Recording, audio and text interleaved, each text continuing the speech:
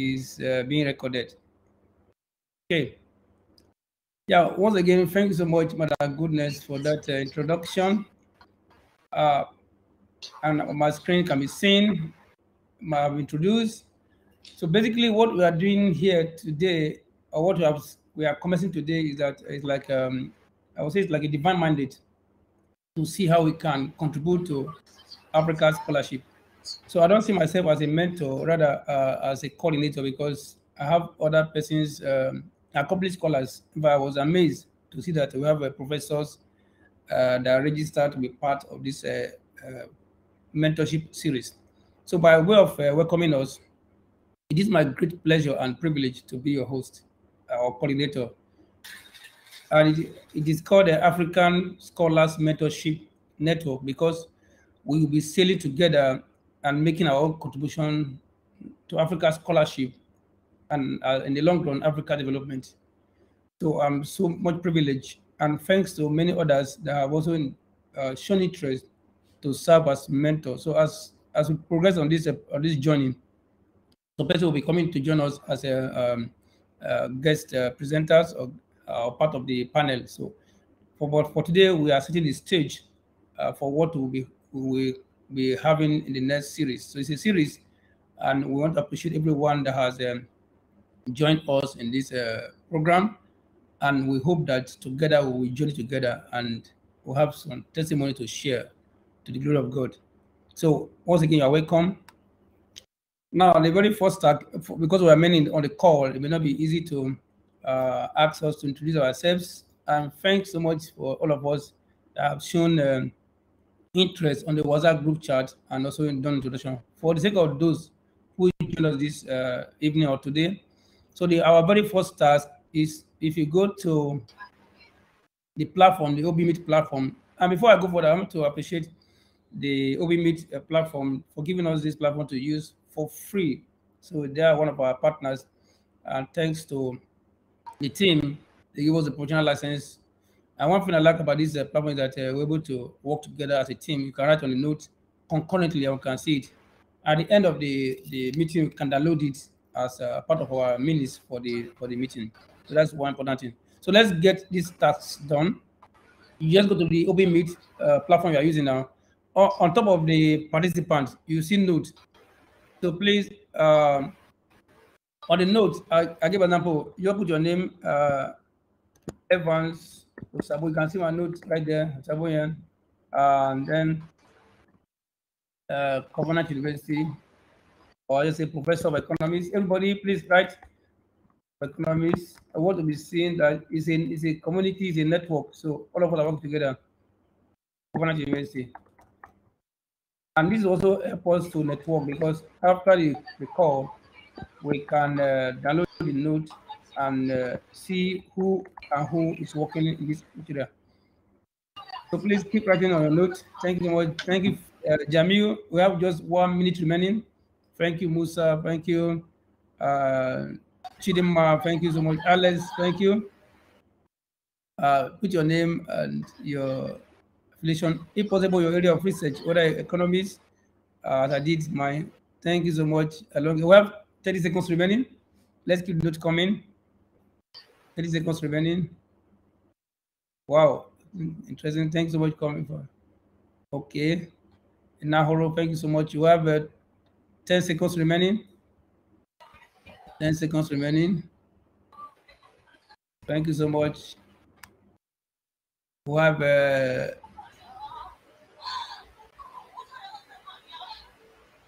I think 0 seconds remaining. Okay, so keep writing on the notes while I move to.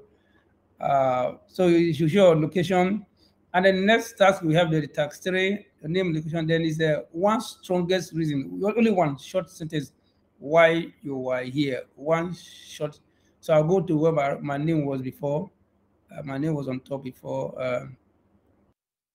So my name was there. So write one strongest reason. I'll put it where mine was. Mine was making part. That's my once. And the third task, one strongest reason. I know I have many reasons, as I will share short just now. One strongest reason why you are here. And like I said, this note will be available. I will download it and arrange it properly. You can also share for possible network. And thanks to everyone again that have made the introduction at the WhatsApp group. All right, okay, the time for this task is gone, but keep writing on it while I go to the next slide. Okay.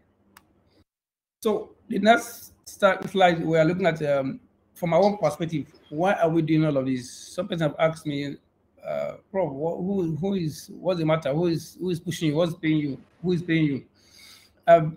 Why is that? By God's grace, I'm a product of mentorship. At every point in my life, I've enjoyed mentorship, and that is one of the reasons I have this, which I will show later on in this series, not today, but in future series. What I call the GFP model: God, focus, and people. So I have people around me as mentors, and have helped my process. So having mentorship, the excess of mentorship at every stage of our career cannot be overemphasized. One, it helps you to gain speed. You're able to gain speed as you learn from others. And then two, it helps you to avoid the errors of others. You see what others have done wrongly, and you can avoid it. Somebody said experience is the best teacher, but thanks to a person like Zig Ziglar, he said experience, the tuition fee can be very expensive. It's better what we call OPE, other people's experience. It's better to learn from other people than because your own will be too expensive. And then two, mentorship help us to leverage on the success of others. You know what others have done to have gained success, so you can build on that and then leverage on that to make progress. Lastly, mentorship helps to build lasting and resourceful networks, which we are doing now. I'm hopeful that from this endeavor, healthy, lasting, resourceful networks will be forged. That we will be happy that we did. So this is why we are doing all of this, to provide such platform for mentorship. It's not just like one off webinar or one off seminar. It's a series. So we'll be doing it together. And like I said, I'll be inviting other guests to join me at one point in time and the other. So it's a network that we are building.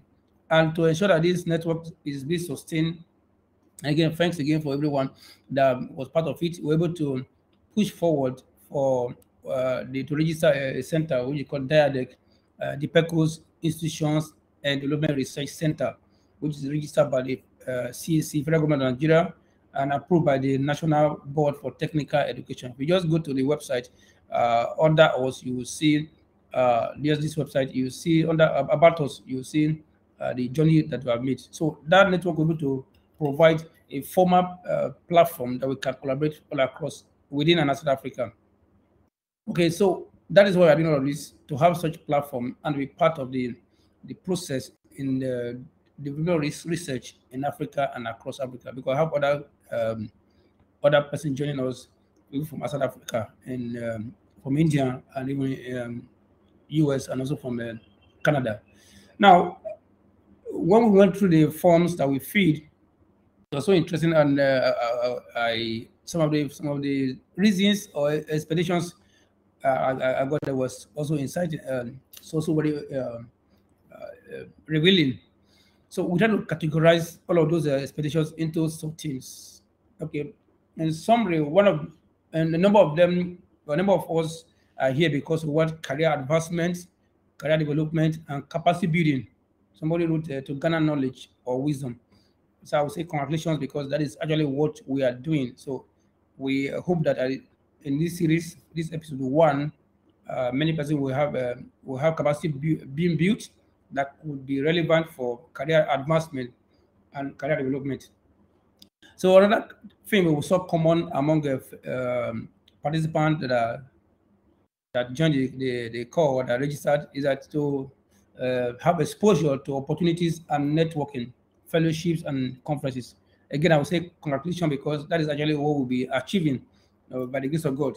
And as those of us that joined the platform a few days ago, you see within these few days of the platform being established, well, many opportunities have been shared, not only from me. I think somebody from Cameroon, if I remember correctly, Joe shared a call, and that was what you're actually looking at to see how we can use DIaDeRC to have the institutional grant applied for. So if you have for opportunities, networking, wow, thanks so much for coming, because this is actually what we will be achieving. So I was saying that's our core aim of this network series. Then some also wrote around the grant writing skills, ways to assess them and implement them, which is, but today I will take some part of that grant writing skills and how to assess grants as I can't finish that today, but in the next edition, which in 2 weeks' time, we'll follow up on there. So once again, thank you for that. Somebody wrote to learn how, a number of persons wrote to learn how to publish in high impact journals. So around publications, if you are also in that institution, I will say congratulations, because that we also achieve. And by the grace of God, as we saw in the opening remark, by goodness, by God, I've published close to 200 articles and 5 books. Currently, over 113 of them are in Scopus. But there are many others that are better than me in this area. Somebody like Simply Zasongo, that's actually when I check is a Scopus page. I had about 444 papers in Scopus, a index of 50 and over 10,000 citations. And he's a friend for many years.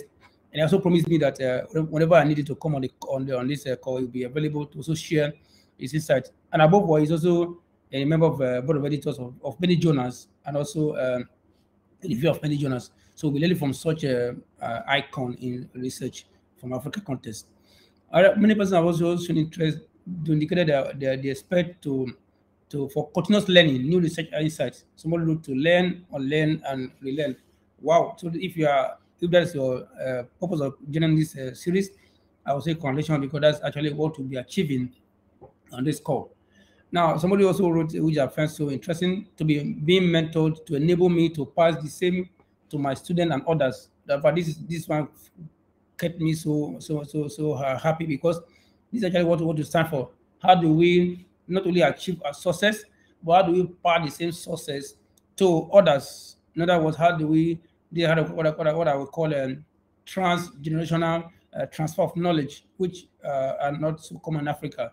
So not only us, but we learn, and in all respective domains. Somebody from Cameroon can organize similar things in Cameroon, somebody from Tanzania, similar things. How do we pass the same knowledge to students and other colleagues outside our domain? And if you need any resource from us, we are there to supply them accordingly. So if you are there as well as your aim, thanks so much, and that will be achieving by God's grace. Somebody wrote, many person wrote about to learn statistical data analysis, network, working with large data, LSMS. Well, this is not my call, but I have many persons on the call that can do that. For example, someone like Stephen Bidonu will be available to take us on how to use survey data using SEM, structural equation modeling. Someone like Romanus, who is very good in the LSMS. So at a point in time, we invite some persons to give us some tips on all of that data analysis. For me, it's not a call, but we can bring others since it's a part of our expectations. Then the last somebody wrote, I want to put this verbatim, is how to equip researchers on how to fish and not give them fish. Wow, this one is also very wonderful. That it's not just to give fish. How do we train? So, like, if you like, it's a kind of a trainers skill we are doing. So this is what I went through the expeditions. We are happy that we are all on the same page, and together we'll be achieving them as time goes on in phases. Because, like I said, it's a journey, it's a marathon. It's not just one of. So follow me as we go closely by the grace of God. So to go further, I was saying this mentorship series is a series because it's 3-in-1 component. The first aspect or component is on what I call a grant winning, application, and grant execution. So this I will start that today, and in our next edition, we'll start from where we stop. Then I will take that today. Then other aspect we'll be looking at the second of that is how do we engage in scholarly writing and publications. And I was so amazed that somebody wrote me, I think one of the responded to one of my after seeing one of my LinkedIn page, that after finishing his master's degree, he's not happy that he has not been able to publish anything from that.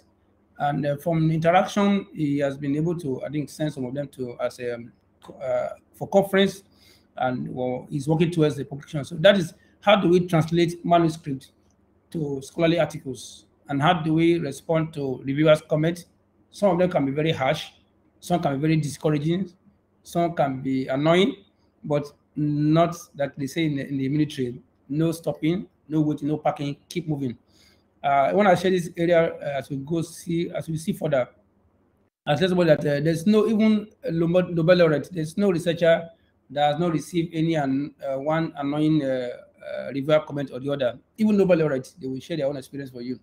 But I was somebody personally, 1 week I received about 7 rejections. It was quite tormenting, but I have overcome it. So with that, we will do the second part of it. Then the last part of it is building a successful and rewarding scholarly career. You can be prosperous as a researcher. Another person also commented one of my comments on LinkedIn that following me has been also been encouraged that research can be very refreshing and rewarding. Truth, you can be a rich researcher. It's possible, but how do you do it? And all of these three aspects of the series are mutually inclusive, because for example, if you want to send some grant, they want to see your CV to know whether you are published in the area or not. And as you publish, you make your career rewarding, and then they also make your grant possible. So the three of them are mutually inclusive and engaging. So we'll be taking them one by one. I will now go to the next one, which is this slide. Someone will ask, okay, Prof, when should I start getting results? I say it depends on you. Okay.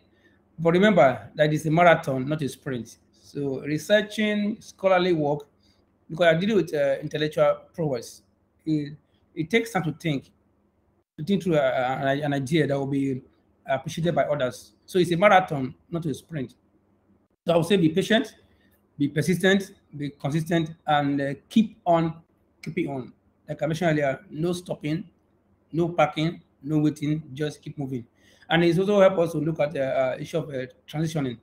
So, and then one thing again you must do, I think in the next slide I will have a task to do. At every point in time, you must have a kind of what I call realistic milestones.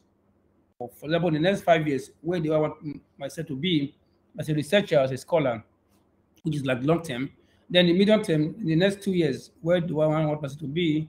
Then the short term, the next 12 months, 6 months. So having this kind of a realistic milestone will help you to, one, to benchmark, and the two, to avoid distractions. What I call you major on your major and you minor on your minor. So in the next slide, I will now take the next task. So first of all, this is what I call a SMA. Make it specific, measurable, and achievable milestone. So the next, so we'll go to the pool now. So if we go to the pool again on the call, just write one line. In the next 5 years, where do you want to achieve? For example, how many papers you want to get published? The next, how many conferences you want to attend? The next 2 years, how many? Where do you want to be? If you are, for example, a lecturer one, where do you want to be in the next 2 years, 3 years, 5 years, next 1 year? So let's use the pool again to do that task.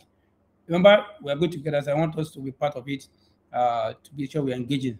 Okay, so I'll give us 1 minute to do that. Our time is counting now. Let's use the pool to answer this question. Write specific, measurable, achievable milestone for next 5 years, next 2 years, next 1 year, next 6 months. But please write what you mean, because we'll have it documented for you. So the time is counting now.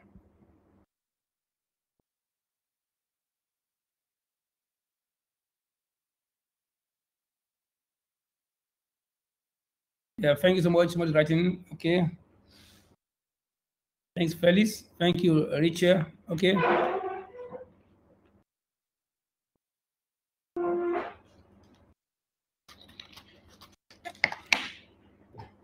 Just make it specific. I want to publish 10 articles in the next 10 years. Okay, I should stop sharing. Okay. Right. Thank you.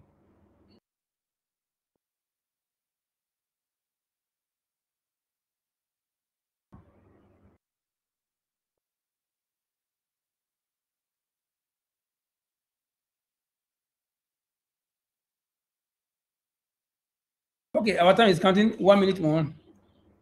All right. Thank you so much to be mentored and network. Good. Okay. Please keep it coming.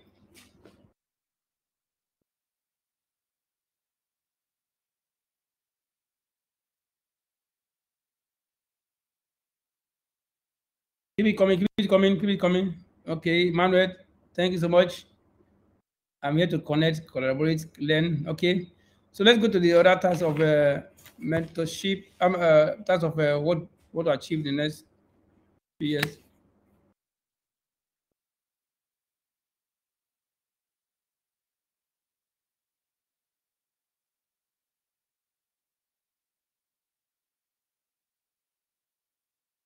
It's community, so we do together. Great. Want to publish 7 articles. Oh wow! Thank you so much. Next year's great.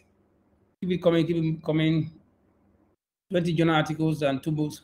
Fantastic. Thanks so much. And if you can put your name by that, with greater, we can ask you Alpha.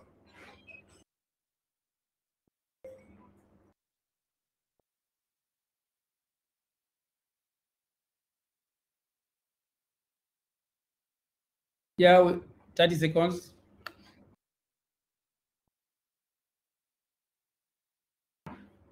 Keep it coming. Keep it coming. Keep it coming. Keep it coming. Thank you so much.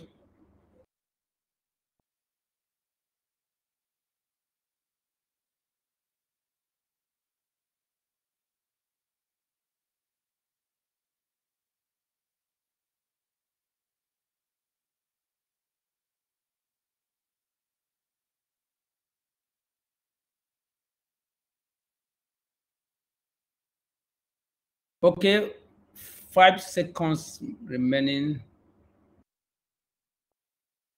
Seconds remaining.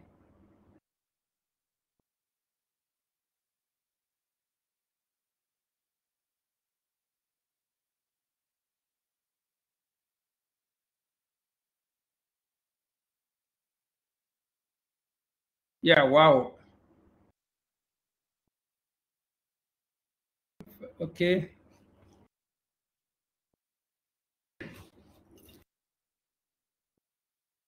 All right, keep coming. Keep it coming. But we'll start now. So I continue while we keep it coming. Thanks so much.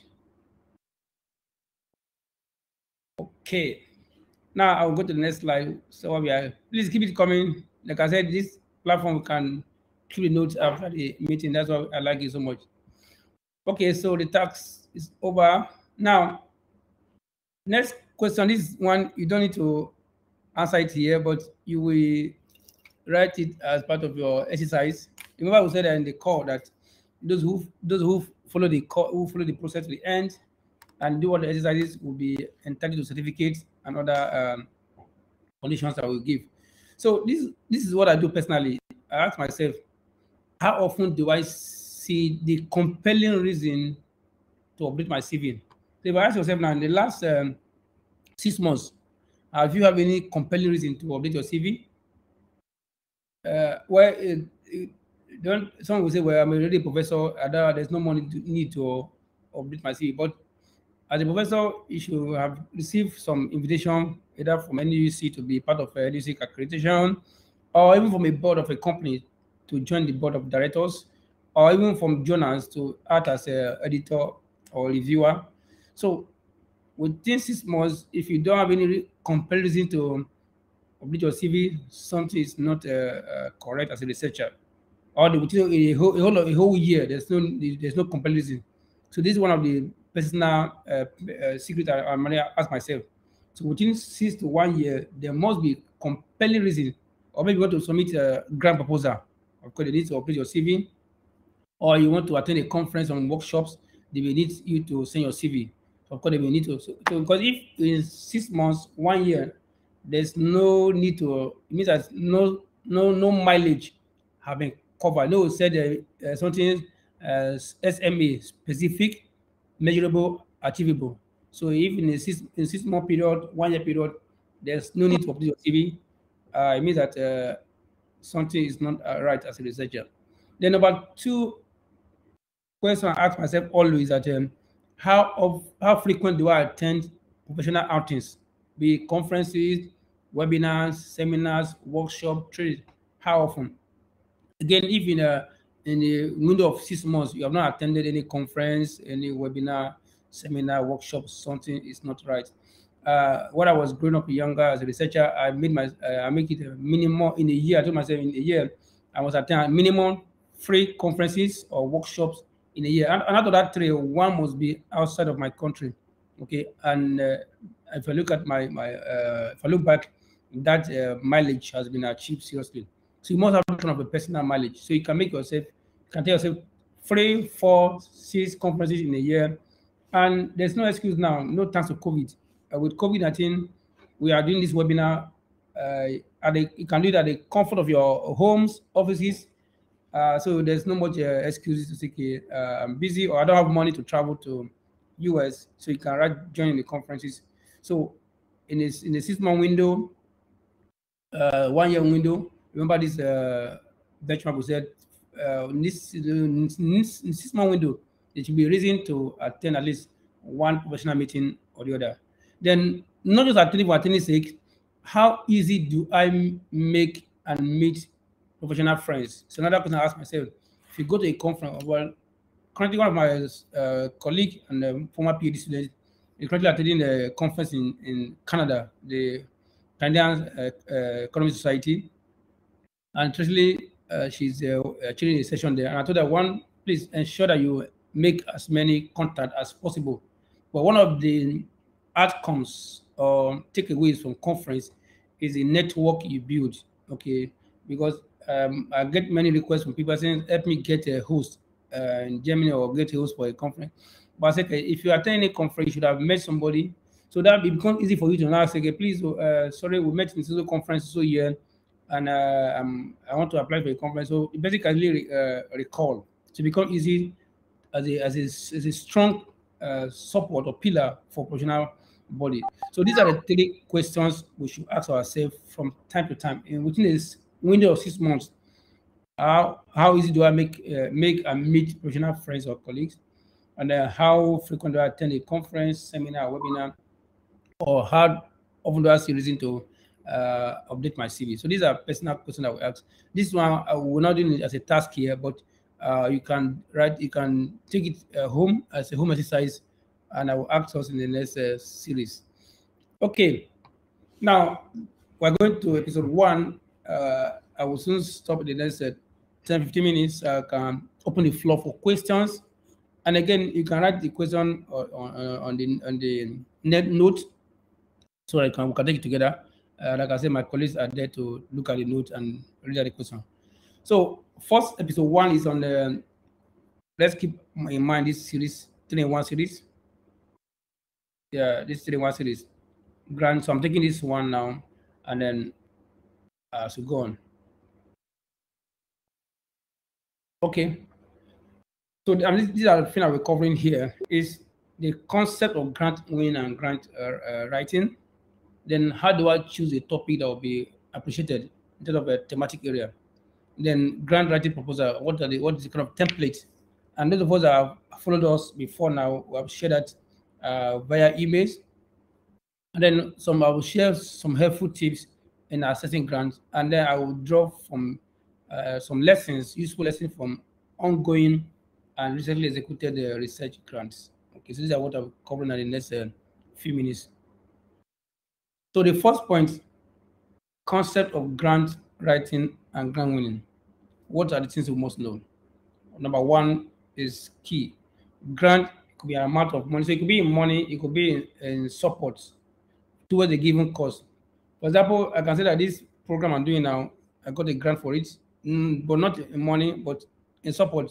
For example, the OB meter I'm using now was given to me for free. The COO of the OB Open Panaco is a prof. We appreciate what we are doing. We are willing to give you OB meter for free to use it. So for me, it's OB meter gave me this grant to use a platform for the purpose. What's the purpose? To have this network series. So that's the grant. Okay, it could be as much as could be monetary term, it could be monetary, it could be in kind, but it's given to support towards a given target or a purpose or a cause. And I always, when I share this experience, I always tell my colleagues that it's not an appeal or begging. Okay, funding agencies are not charity bodies. Okay, it's a mutual interest. You are not begging them. You're not. There's a tax to be met. You're only requesting. So it's a mutual interest. They have a tax because the more grant they award.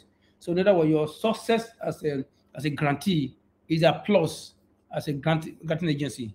For example, ARC, if they give a grant, they publish it in their special issues and also report to their own larger agency that we're able to award so grants in the given year. So it's a mutual interest. Both you as a grantee or applicant and the funding agency are actually working toward the same goal of contributing or solving society problems. So it's not an appeal. So that will give us courage to make much progress as much as we can. The next point I want to mention, it could be individual, it could be team and institutional basis. And I want to believe that with this platform that we have created, we're able to have many persons form a team that can win grant. And like I mentioned earlier, we can also use the platform of our new center, DIaDeRC, the DePECOS institutions and development research center to apply for institutional grant. I'm already making that move. And thanks to one of my mentors at DePECOS, we are going to use the work with DePECOS to apply for that. I will show us some points of that shortly. Then another point I want to mention is that grant winning is both a science and an art. Science because you are following a scientific process that can be verifiable, that can be tested by hypothesis. But then it's also an art. It's a culture that you will learn over the years because as you win one grant, you get more confidence and you have that ability to win more grants again. So it's both a science and an art. Next point is that I said earlier before, it is a marathon, not a sprint. Okay, you apply for someone asking me, Prof, how many grants do you apply? I say, well, if you want to get one grant, apply for 10. Okay, in other words, the more the merrier. If you apply for 10, you get one. That's about 10% success rate. That's quite okay. So you apply for grant is not accepted. Well, you keep it somewhere, and you see another grant, you can repackage what you apply for. So I repackage it as well and use it again. So it's a marathon, not a sprint. The next one is like what I said earlier. It's a non-linear process. So I won't say this is the template for grant. Every grant I have done, executed, is unique in its own right. In terms of even the same agency you are dealing with, the person managing the grant or the grant manager may be different, has its own perspective. And then even the reviewer or the resource persons are different. So every grant is a non-linear process because every grant is unique in itself. Okay, which I will show us the need to follow the guidelines as indicated by the grant agency from time to time. So I will take on the next slide. So how do we choose a topic? Okay. So it should be crafted in a way that whether it's a concept note or a proposal, the topic should be crafted from the thematic area given. So if there's a given area, so we are focused on health, on education, on technology, your own topic should be crafted around it. So that, because like I said, it's a mutual interest. The funding agency will see the need that you are bringing on board. And then it should be crafted nicely and neatly. It's not time to blow more grammar, but keep it short and captivating. Short, that when they look at the topic, like one paper that we wrote with, I think also got the grant for it. The topic was short. Africa's morning in Africa. That was the topic. And it's we to one of our most cited work, both in Scopus and in Google Scholar. Africa's morning in Africa. So it's short, we're looking at remittance. So keep it short and captivating. The next point is that it should show that the proposed research is well focused. So the topic will tell us how focused it is. And then it also reflects what are the main questions you're addressing. So I will give us an example right away. This one is from, and thanks to somebody, I think it's from Gio that shared this call. And I just went to the call this week and I saw something interesting. This is from what they call STDF, Standards and Trade Development Facility. I want to do that call. And this is what it said. So regarding the topic, is it make the title concise and catchy. Okay. And then for that one, they give this kind of a requirement. It's better to say let it start with an ing verb and mention the setup. I don't. This is not this is from their own, but we can learn from that. So they want the topic to have an IAG verb, which is kind of an action verb. It should reflect the sector and the country are working on. And they want it to be between 7 and 8 words. For ARC, for example, ARC is African Economic Research Consortium. They also want to be short and also make it as specific as possible. So look at the example they gave for this STDF. Improving the safety of smoked fish in Mali. So based on their own, it has an IAG verb, and it shows the sector you are talking about, smoked fish, and the region, Mali. Number 2, prioritizing SPS. SPS means sanitary and sanitary standard. SPS investment in the Caribbean community. It has the ING, it has the focus SPS investment. It has the location or region, the Caribbean. The last one, promoting IT solutions for pest surveillance in the Asia Pacific. Again, it has the ING requirement. The focus is the IT solutions for pest surveillance, and also the region is so this is so each of this is an example, but the summary is that your topic should be catchy, concise. Like I said, keep it short and captivating, because for the topic will determine whether the reviewer is motivated to read further or look for reasons to say no. Okay, so for any grant we're applying for, let's bear this in mind. Okay. Now, grant proposal, what are the things that I will stop here and I open the floor for questions after this slide. I will stop at the CFA and then we'll open the floor for questions. Okay. So what are the things that will be in the grant proposal? There should be introduction. That should contain background, what I call SOP. And SOP, what are the things that should be there? It should show that you are conversant with the current issue on that particular issue that you're looking at. And if possible, in terms of relevance, you try as much as you can now the whole talking about SDGs of the UN. You can see how you can link it to any of the SDG goals or the other to show the relevance. And then in some funding agencies, once you have objectives, there's no need for research question or hypothesis, but some you can separate them. So at times I can use research questions. From the question I can get the objectives, I can get the hypothesis. So it should have objectives and or research question hypothesis as the case may be. And then it may also have some insight from literature. In some bodies, this one can come under introduction. So we're able to show that some current research work have been done in this area, but mine is bringing on board or this. It shows the gap your work is filling. And then 2, number 4, it should also have a kind of a conceptual, analytical, or theoretical framework. So here, I like to prefer it to have like it could be a schematic, it could be a schema that will show the flow of thought as you work on. So, and it could be a kind of theory I've been on. So either you call it a conceptual framework, analytical framework. You should show the level of how the analysis will be roped together, and that will also lead us to the next one, which is methodology. So, which some will call materials and method. So, what are the things you're using? Are you going the way of quantitative research? Are you going the way of action research? Are you going the way of quantitative research or mixed methods? Also, the scope. Which scope are you covering? Okay, like the one we did for JPAL, which is also ongoing. We say, okay, even though it's in information in Nigeria, our scope is Edo State. Why? We already have a partnership from the Edo State Health Insurance Commission as our implementing partner. So you make it, the scope should also show for in the methodology. And then this is very important. You anticipate some call it a theory of change. Doing this my project, my grant, what are the things that will change? Okay, what are the theory of change? Okay, that also help to echo the relevance. What are the things we expect to get from that grant proposal?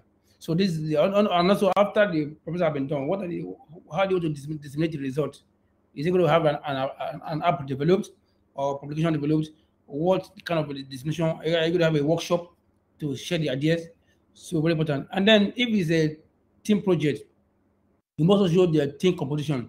And like I said, if you have a 3-man project or 3-man, there's no point in all of you being made. So I have maybe two male, 1 female, very important.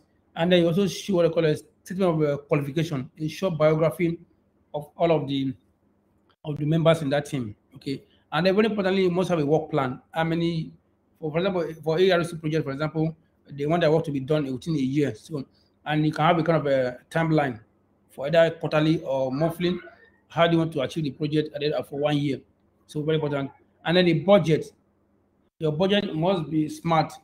What I mean, for example, if the total budget is $50,000, there's no point putting you want to be $49,500. Like it means that you're only working towards the answer.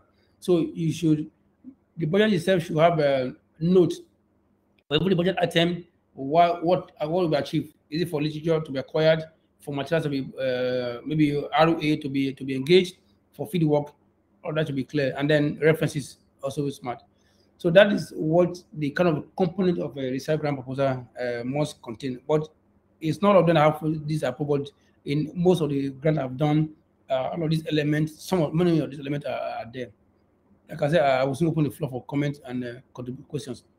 But before that, I want to share this what I call CFA in research. So in your research or grant, you should be able to show these three core items on how your proposal is achieving these three core items. One, what I call the contextualization. Which context is your work addressing instead of current research? Okay, and then how feasible is the research project? Okay, how able to achieve in 1 year? What are the threats that you may see, and what are the or constraints? How do you want to address them? So, and the approach, how do you want to present your work convincingly? So, whenever I do any proposal, before I submit, I scan through this CFA approach. So, I want to also do kind of also have this kind of imbibe this kind of practice. So, after your proposal have been reaching the first draft, scan it through this CFA. This of a context. Which context am I communicating? How feasible is the work, and then what approach am I using? Okay, and then that will be very crucial for us. So I will pause now and take question. Okay, I'll pause here. So yeah, before the next task, let's pause here for comments. So the floor, you have comments, you can write it on the notes, or you can let us know so we can unmute you, and then you can ask your question, contribution as we continue. Thanks so much. So the floor is open now for the next 10-15 minutes. I want us to end this call by 7:30 Nigerian time, so that 8:30 Nigerian time. I know this, and those of us in India, they're already in midnight, so that we can close. I want it to be 1 hour 30 minutes for each of the calls. Yes, questions, comments. Okay, somebody is asking a note. Question, please. You can put it on the note, or you can put it on the yeah, or you can raise your hands. You will unmute you. You can ask your question directly. What about if? Or you can also put it on the WhatsApp platform. Thanks so much. So you can put the question on the WhatsApp platform, or use a note, which somebody's already doing, or you can ask directly. You can raise your hand, and then we can unmute you so you can ask your question. Yeah, somebody writing on the note. Let me see on the note. Thank you. Somebody asking a note. What's the question? Yeah, thank you, Prof. How much? Yeah, okay. Will the slide be shared? Yes, if not today, but it will be shared with. And the two, like I said, the recorded note will be recorded message meeting will be shared. Just the link. I'll copy the link on our WhatsApp platform. Yeah, thanks so much. It will be shared. Thank you. Yes, can you use the note to ask question? And if you want to speak out, you can let us know. We will speak. We will unmute you so you can ask your question directly. Thanks so much, everyone.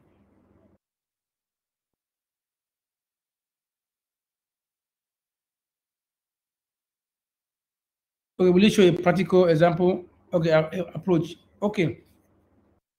All right. Thank you so much. I will do that right away. Practical example of okay, how I apply those concepts. Okay, thanks so much. I will do that now. So let's get more questions. Yeah, thank you. Yeah, practical approach to demonstrate what I've learned. All right, fantastic. Thanks so much. We'll do that. And as like I mentioned earlier, as we keep on from the other platform, we form a group and we can begin to see how we can apply for grants as much as possible. Like I said, the more the merrier. If you want one, apply for 10. Okay. So from what I've seen, the other group we from. So what the question is coming, somebody asked me to show example on how I apply in practical terms. Okay. All right. Okay, this one. Okay, let's also do this task before we respond again. I think for the numerous emails you have received from us on the calls for grants, have you checked the guideline properly? If yes, write yes on the note. And then about 2 on that task as well. How many falls within your area of interest? I think the one says someone says it's for Kenya. Okay, and so how many of them are falling? If it's 1, 2, 3, put it there. Your area of interest or competence. Then, how many of them do you think you can apply as individual or as a team? But there's one I will share very soon, maybe for tomorrow. So it's a call for fellowship. We shared and then it's individual fellowship application. Then number 4 on that is what are the ones that you want to pursue. So out of those grants I've shared so far, how many of them you think you want to pursue? So we can also write it on the note. Why I take the question that somebody has posed to me. Suppose yes, I've checked. None has fallen within my area. Oh, sorry. We keep checking. We keep checking. I think the one we'll check soon. Share by tomorrow. More will be coming. And then 2, thanks to Joe from Cameroon. If you have any call you have that you don't have, just let us know. We can put it on the group platform. Of course, there's always on medicine. Yeah, medicine. I think there's one call on is it? We'll cross check medical humanity. There's a call on that. Okay, we will check. Hello. Yes, Kwayemi, we can hear you. Are you talking to us? Yes, I'm talking. Karakara. Oh, good. Want to make comment? Or you have a question or comment? Karakara, go ahead, please. So in fact, you need to. Yes, it's a question of questions to comment. You to give us some guys with some kind of start for grant. It needs some stamina. You send a proposal to get sent to another place, get rejected. You feel so rejected for continuous sending and rejection. I don't know how do you go behind the doors to be able to win a grant. Behind you need to share some. Okay, thank you so much. Okay, thank you so much, Karakara. Okay, and there's a question again on the chat. As you share practical examples, I will do that right away. With the slide be shared, yes, I've said yes to us. If not now, when we are done with the full note. But this recording will be shared by tomorrow on the group platform. So those who miss it, we are about 57, which is very important, very wonderful, out of about 99 on the group.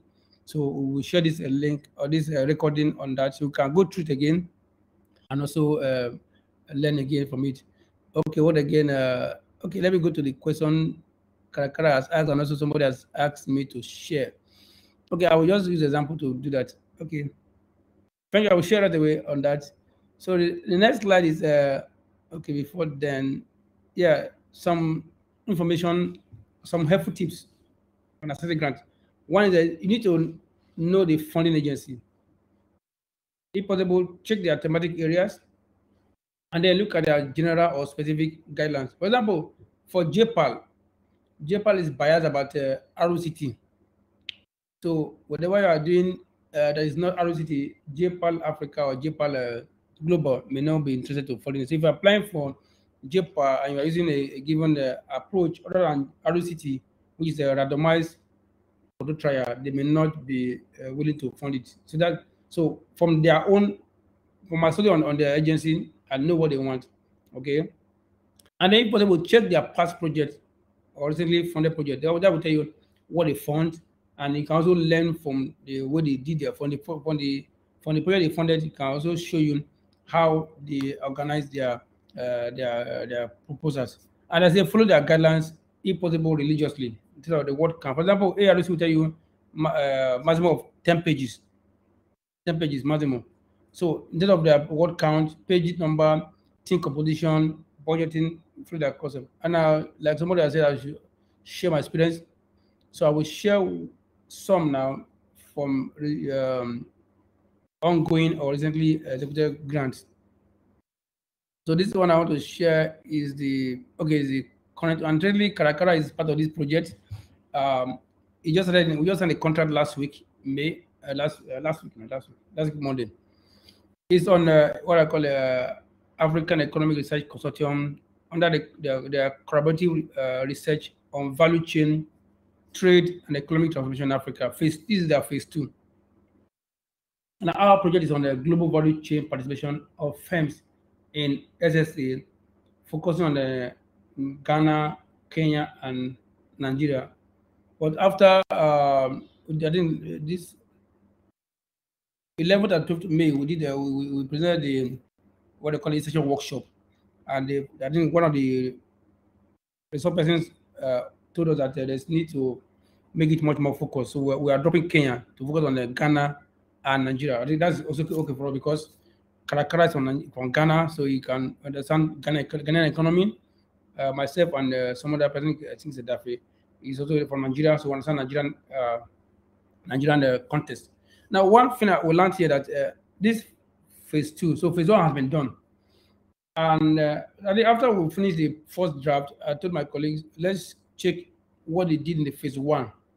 Okay, so we tried to look at what they did in phase 1, and we ensured that I told them at least 3 of the papers or working papers in phase 1, we must cite at least 3 of them out of the 12 of them. And interestingly, when the review comments, I think out of 54, they got about 54 applications from across Africa. Only 12 were selected for phase 12, and our ask was part of it. And one of the comment was that many of the proposals didn't take time to look at phase 1, and then that was one of the reasons why they were not selected. And as if I knew, so I was able to encourage my team member that if they are in phase 2, by simple calculation, by simple logic, you need to know what they did in phase 1, not just knowing it, but making reference to it in phase for your work in phase 2. That will show that you are following the trend of the research. So we did that, and we are among the ours were among the 12 proposals to be funded. We just started in May 2023. Just last week, the contract was signed. I'm going to run till 2024, and the next workshop will be in September. Okay, so in terms of lessons learned here is that one is having knowledge of the agency you are applying to matters. Number 2, having information on their past projects or past project is important. That will help you to know what they fund. And then 2, that also let them know that you are aware of what they do. And so that also increases your trust capital. Number 3 is also working a team also matters. You can have a team, somebody from Ghana, another person from Nigeria. So which means they know that in terms of a contest, since they have team members in Nigeria and Ghana, Nigeria and Ghana, they're able to do a good job. So 3 lessons we are learning from here is 1, having knowledge of the funding agency, which is ARC. Number 2, having knowledge of the recently funded project. Number 3, having knowledge of the contest and the team. Then instead of I want to tell you this grant, this work that we use now that won a grant. This is not the first time we are doing the idea. The idea was submitted some time ago, I think about 2 years ago, to Giga in Germany. For that, they went for workshop for workshop, but there will be allowance for honorarium. It was not accepted.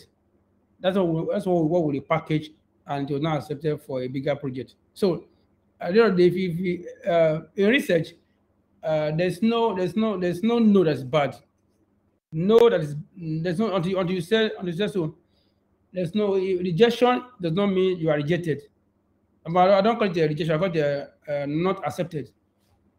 So when your work is not accepted, it's not mean that it doesn't mean one. It means that at that point in time, the volume they needed has been reached. So it's not that the work is bad, but the they are, like this ARC, they wanted 12, they have 54.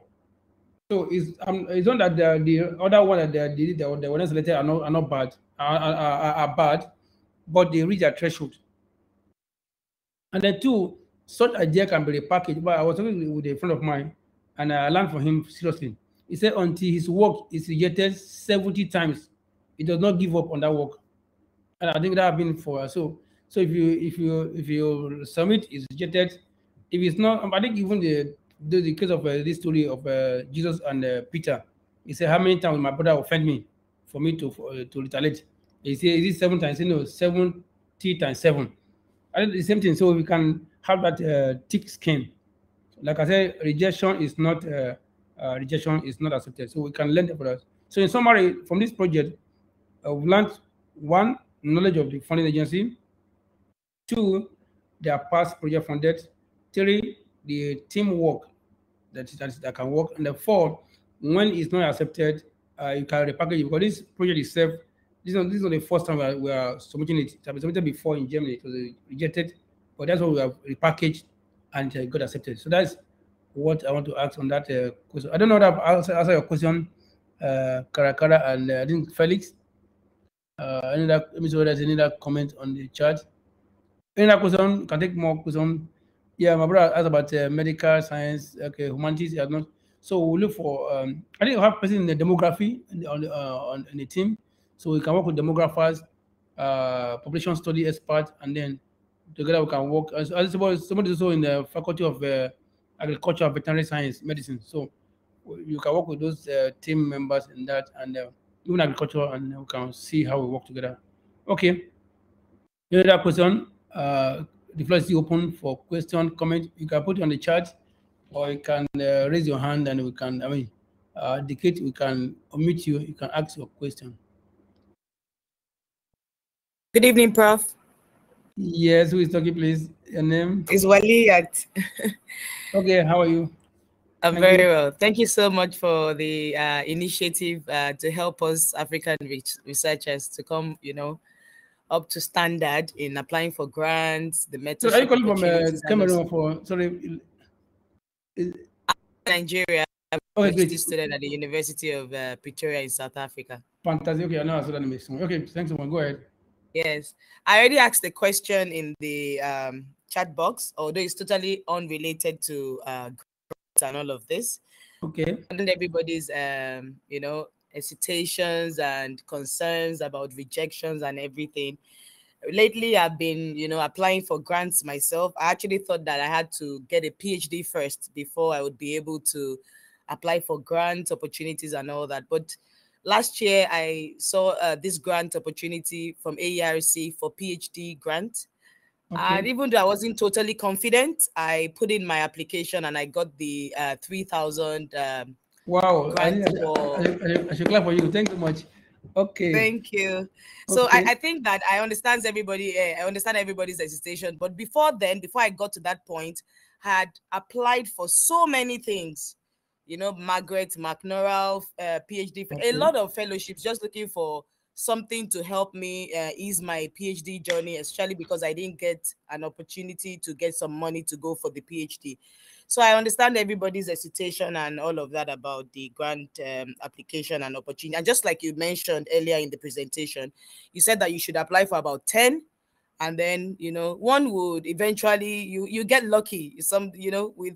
They're not giving feedbacks many of the times. I wish that they were giving feedbacks to understand why you are not getting the grant. But many times when you get your response, they tell you that because of the high volume of applications, they can't get to you to explain to you exactly why they didn't give you the grant. So many of the times you're not even sure what is wrong, but you just don't lose hope and you just keep applying. So thank you for this opportunity. It's not like I have a question, more like a comment, and maybe like I think it's an encouraging comment. Thanks so much. Thanks so much. I appreciate that.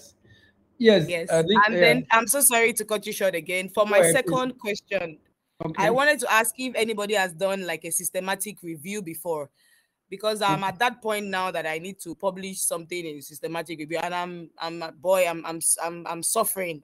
Don't let me use that word. Okay, but I haven't written a systematic paper. Okay. Yes. Okay, I think I have a mentee in Ghana that we have done that together. So I will link you up with him. And also a colleague of mine here in my university, Victoria, is also good in that area. So we can take it up. So some call it a thematic review, some call it a systematic review. And I also have a colleague who is also system thinking and use that. It's a kind of a quantitative research. Instead of All right, well, please you can follow up on that by email or by chat. I will link you to somebody after that. Yes. I actually found you on LinkedIn. I'm glad I found you. Oh, thank you. But I was not missing. Right, let me mute myself now. Thank you so much. Yeah, your comment has been very encouraging. Okay, just to comment on one of your points is that if you get rejection or not acceptance, you can actually write the body. Please appreciate your comment, but I will be very happy if I can get feedback on my comments. Some of them will reply you with feedback. Because basically, generally, they will send a bulk message to everybody.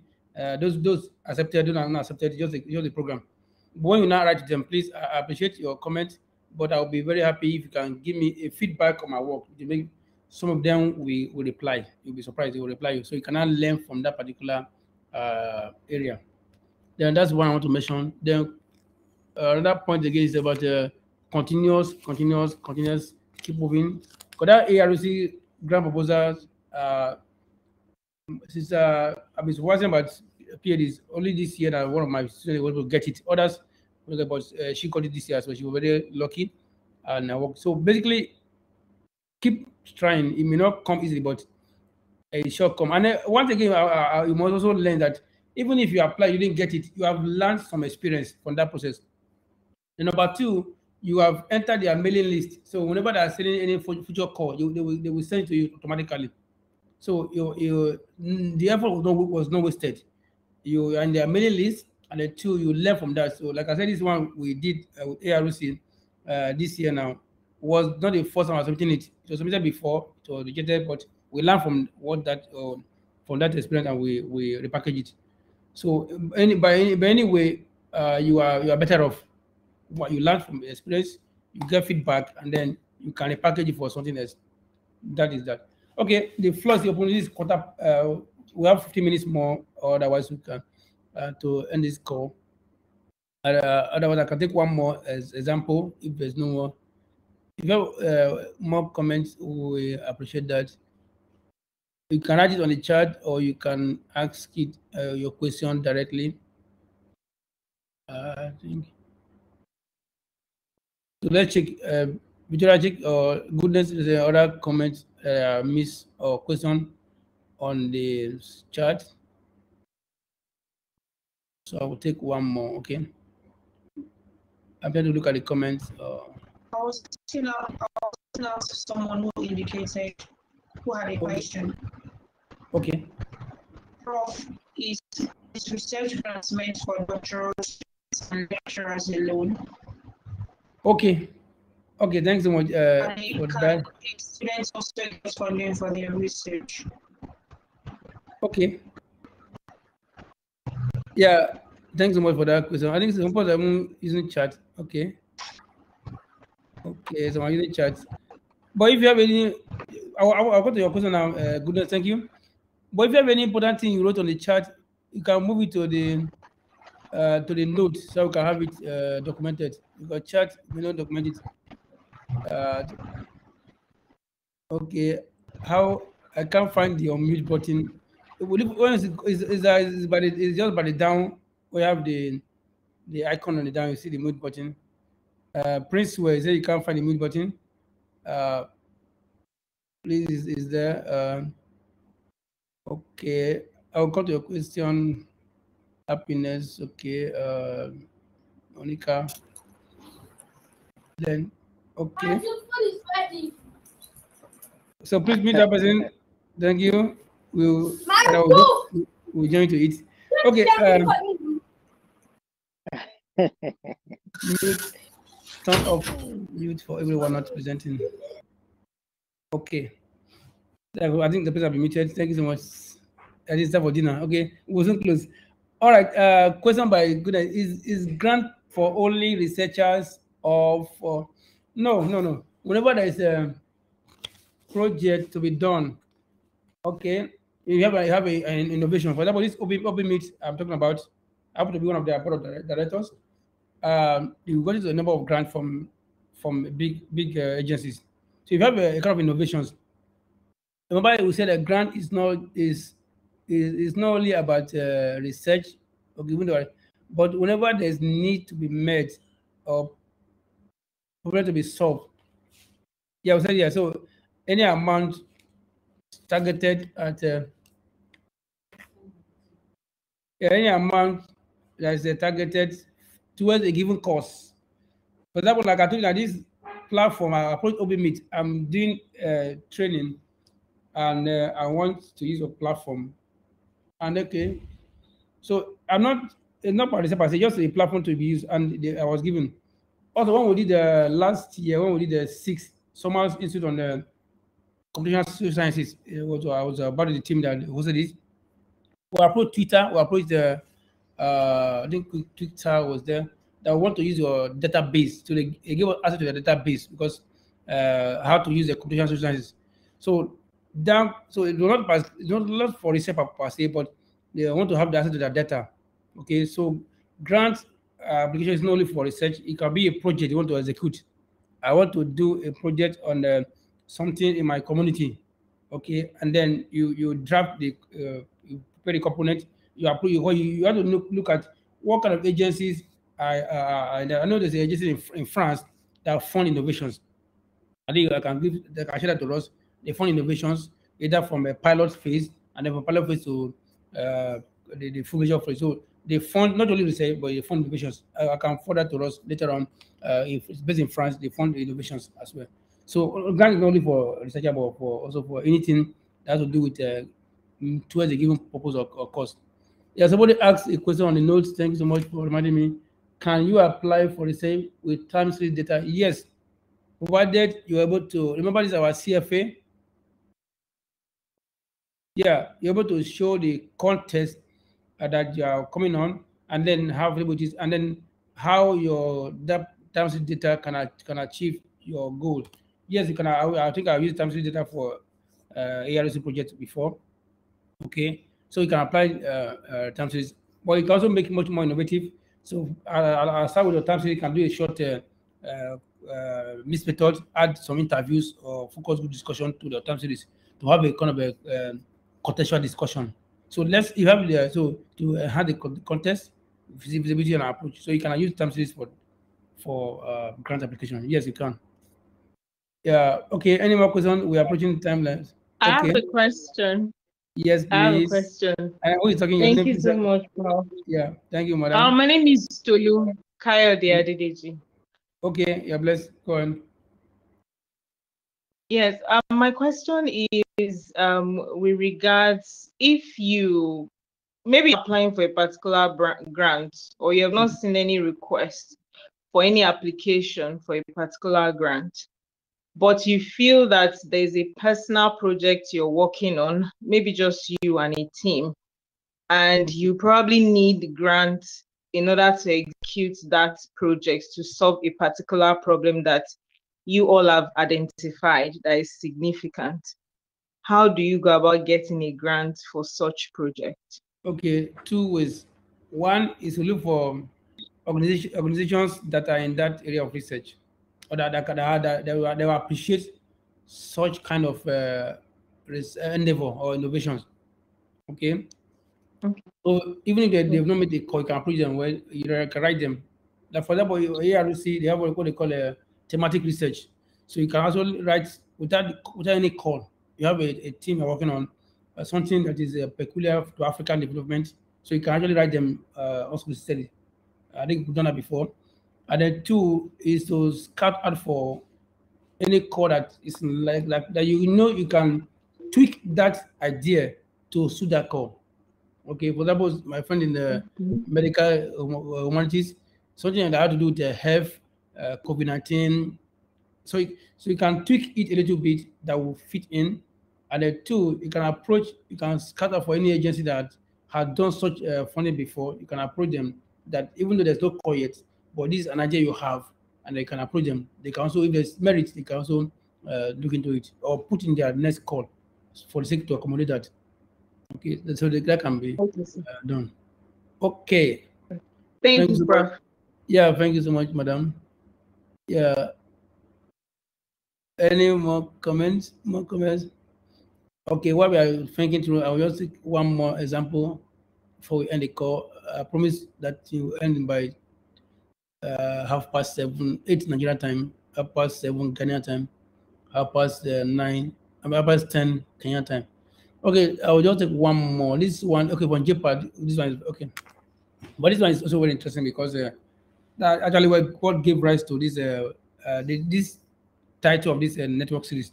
Before I was calling it Community Converge, but now this one was funded by, or it's being funded by JPAL Africa. It was started in December 2022, and it is ending in May. It was to end in April, but we couldn't finish the report, so we asked for 1 month extra time. So the examples, lessons here is that one again is that teamwork matters. I have 4 others present, 2 of them for Unibank, 1 for Central Bank, 1 from the partner agency, which is the Edo State Health Insurance Commission. The focus that we are assessing the effect of digital and flexible payment options on uptake of health insurance by Nigerian health sector. So the problem I was saying that even though there's a formal health insurance scheme, but for the formal sector, there's no yet coverage. So how do we encourage that? That's why. And like another point again, that we are aware that JPAL funds mainly ROCT, randomized control trial. Okay, I've not done that before, but these other persons have some experience. So we try to tailor our research around this, because like I said, you must understand the kind of project the agency funds. So we tailored around that. And I wonder, before they can't give you grants straight away, they have to start what they call a fund for proposal development. For you to do the proposal, they give you grant for that. So this one was a grant. And after this first phase, if we are successful, we can move to the next phase, which is about pilot phase. That pilot phase, this one is only $5,000.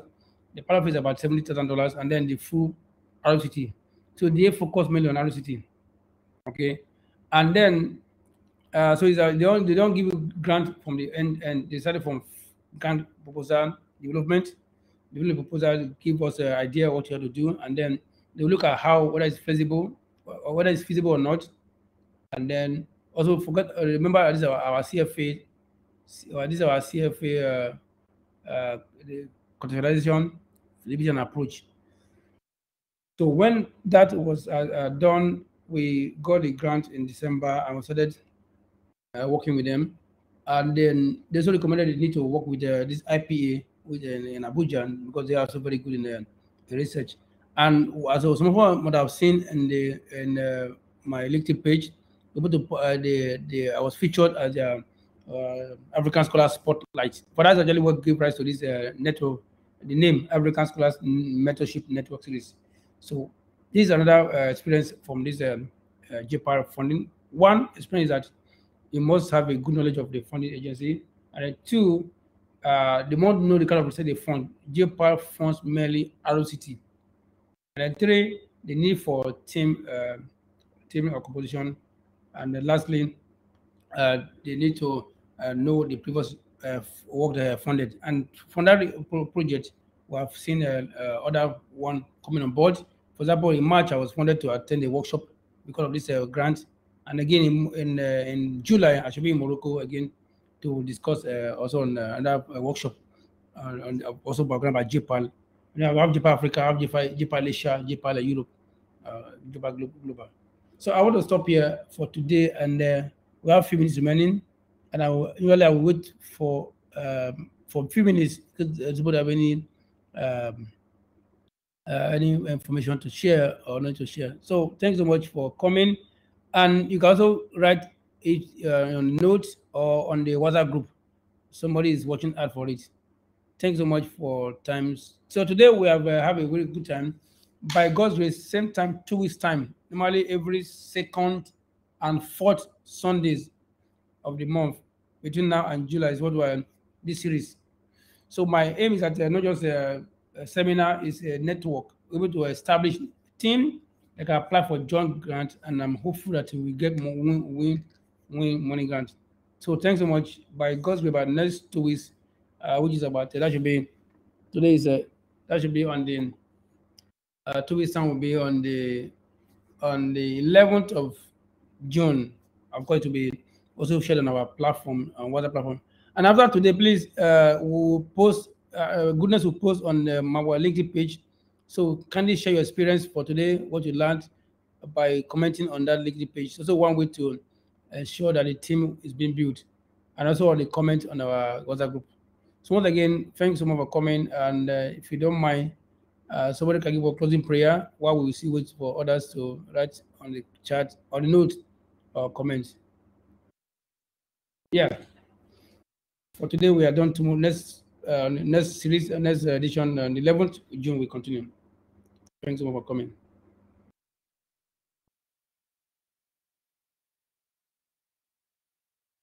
So when I think I will stop recording now, so that this is what I've done. Okay, so keep it maximum within 1 page. Show us your background, where you're coming from. 2, how will you add to the agency, and 3, the relevance of what you're doing. And then you short, simple and short. You must have these 3 elements. Monica, I don't know that has answered your question, but we can reflect it again. Yes, yeah. It's okay. It's impactful. Okay. Thank you so much. Sir. Okay, I can say Siyabonga in South Africa. See ya.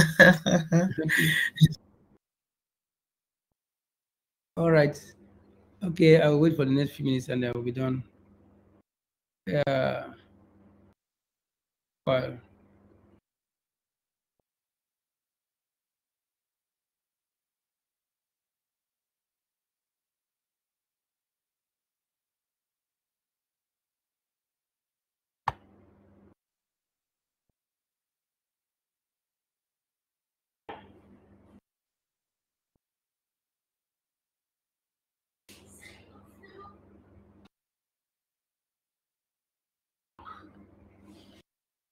Okay, so is by 8:40 I will shut down in the meeting so that we can go. Thanks so much for those watching on the call. Like Monica to ask extra question. Thanks so much.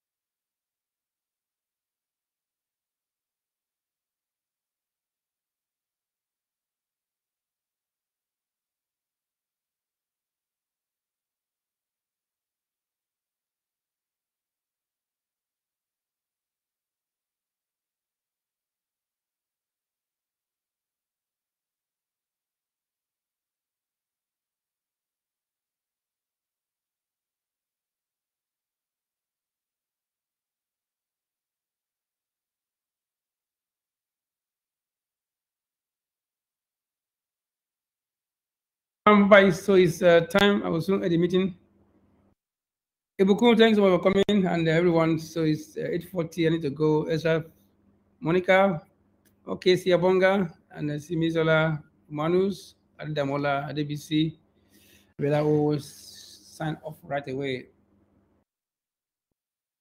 Good night. Good night, Joe. Have a blessed week, and then see you guys 2 weeks time by God's grace. Sharps. Bye.